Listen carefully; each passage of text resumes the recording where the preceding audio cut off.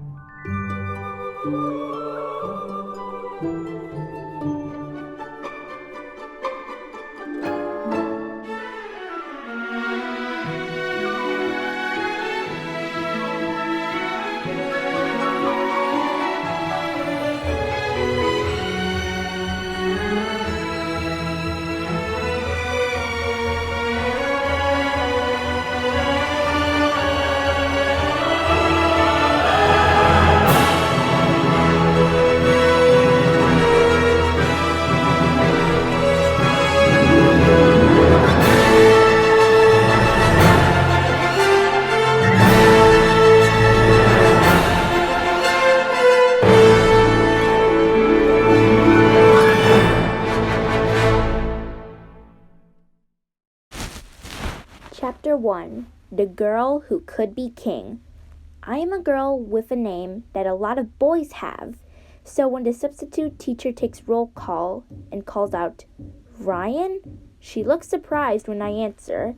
I wish Miss Colby was here. Miss Colby doesn't even need to take roll anymore because it is the first day of March and she's been teaching us for 6 months. So she can tell who is here and who is not just by looking across the room. Miss Colby always starts the day off with our thumbs up, thumbs down, somewhere in the middle check-in. This substitute teacher doesn't do any of that, so I don't get to show my thumbs up for making perfect scrambled eggs and toast this morning. I wonder why Miss Colby didn't leave a note for the sub with a list of do's and don'ts, like don't call Devonte, Zevonte, call him D. And don't look so shocked when a girl raises her hand when you call out for Ryan. Here, I say. Ryan Hart? The substitute says. She looks at me like she is not sure I am who I say I am. Yes, my name is Ryan. Oh, she says, pushing up her 2 big glasses. Brandon, the boy sitting next to me, says, she has a boy's name. I roll my eyes at him because no one is talking to him and he needs to mind his own business. I do not have a boy's name. I have my name. My name is Ryan, and Ryan means king, and that means I am a leader.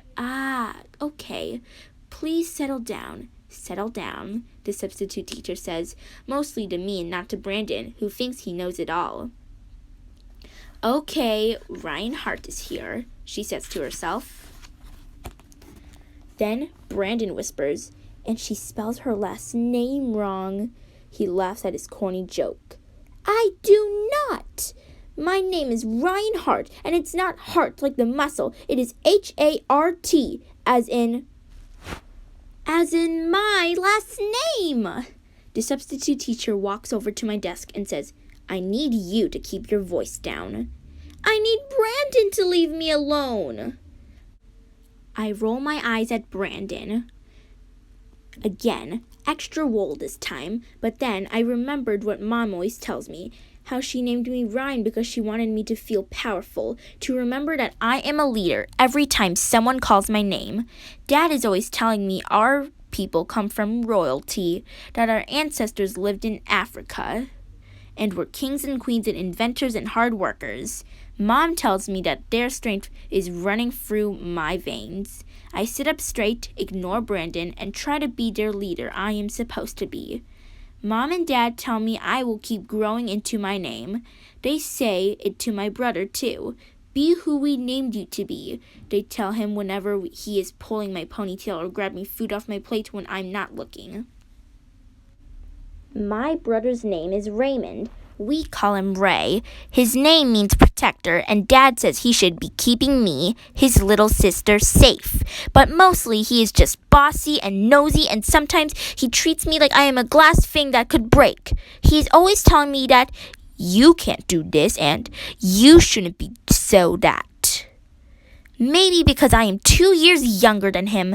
Maybe because I am a girl. Maybe because he doesn't know the meaning of my name, how tough I really am. Maybe he doesn't realize I can do and be anything. When it's time to go outside for recess, Brandon, Marcus, and the boy with glasses who I never talked to are splashing around in the puddles and stomping in mud.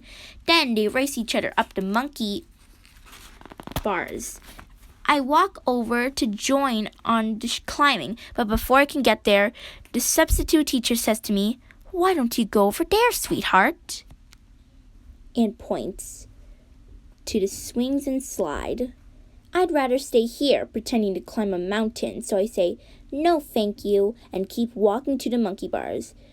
The substitute teacher follows me, and that's when I realize that it wasn't a suggestion or a question. It was a demand.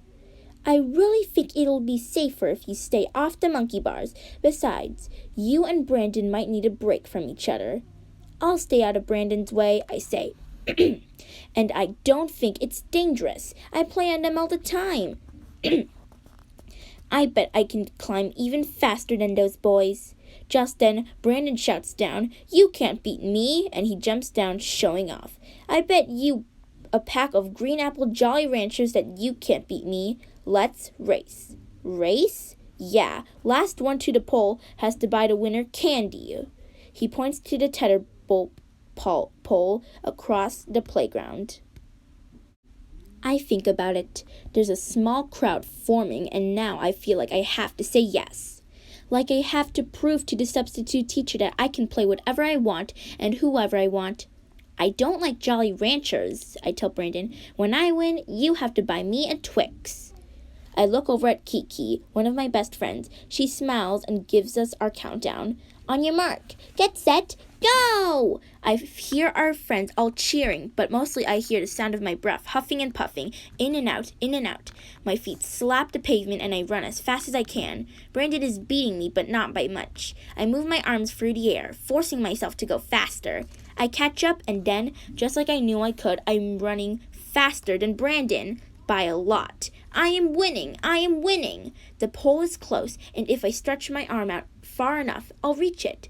I run a few more steps, and then, when I go to put my right foot down, something happens. My right foot doesn't touch the pavement the way a running foot usually touches the pavement. Instead, it stumbles and hiccups its way to the cold ground. I have fallen. Blood is trickling out of my knee, and there's a stinging and pounding feeling all through my leg. Instead of stopping the race and seeing if I am okay, Brandon runs right past me, takes the pole, and says, "Yes, beat you! You owe me a pack of Jolly Ranchers." "No fair," Kiki yells. "She was at the pole first. It's not her fault. Her shoe was untied." I didn't even realize that's what happened. My shoe was untied. I tripped over my shoelace. "Don't be a sore loser," Brandon says. "He's right," I tell Kiki. "I never touched a pole." Dad picks us up from school, and the first thing he asks me is, "What happened to your jeans?" He looks at the hole and back at me. "It's a long story," I tell him. He doesn't press me, but I'm sure Mom will. On the way home, I ask if we can stop at the counter store. When Dad says yes, I ask Ray, "Do you have $2? He answers, "Why?" And this means he has $2. He's just not sure if he wants to give them to me. I hold out my hand. "I'll pay you back." He gives me $2, and when we get to the corner store, I go straight to the candy aisle and buy a pack of green apple Jolly Ranchers for Brandon. And a Twix for me. That is the end of chapter 1. I hope you have liked this book so far. Look for my next video. Be good readers. Bye!